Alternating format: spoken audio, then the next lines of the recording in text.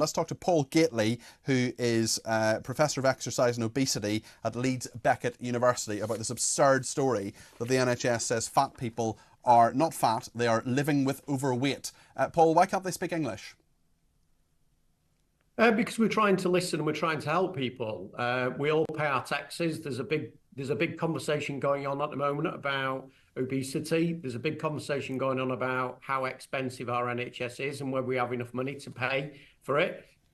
So I would hope that most people who pay taxes would want their taxes to be used wisely. And what the research evidence shows us really clearly, if we want to help people lose weight, and we want them to help them keep that weight off, then one of the best ways to do it is talk to them in a human way. And that's fine. Just change the language. I'm all for that, but living with overweight doesn't make it's not English. It doesn't make grammatical sense. And also, I mean, what is the best strategy here? My GP sat me down and said, Peter, you're coming up to 40, you're about 3 stone overweight, you're fine now, your cholesterol's a bit high, but by the time you get to 50, you're going to be at major risk of heart disease and all sorts of other problems, diabetes as well. Why don't you try to lose some weight now? Just try your best. It's going to be a lot easier now than it will be at 50. And I lost about 1.5 stone.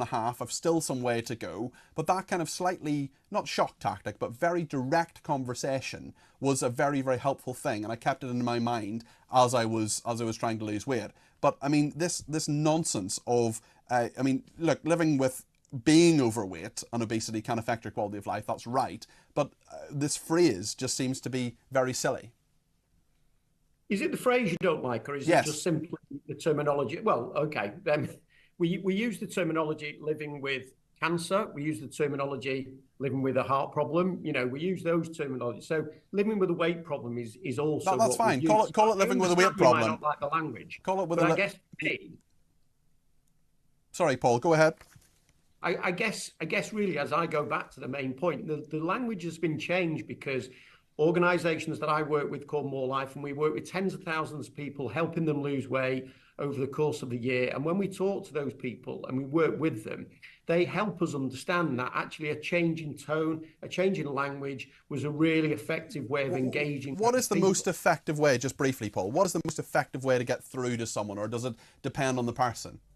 It depends, Peter. And as you found with your GP, he knew you or must have known you to some degree, and he knew that he could talk to you in that way, a more direct way. He might have chose to speak with another individual within your community, within his clinic, and used a different tactic. And that's really what GPs should do. And this is just a helpful way of helping our health professionals speak in a more effective way with people living with a weight problem. Okay, Paul, thank you very much indeed. That's Paul Gately there, who's Professor of Exercise and Obesity at Leeds Beckett University.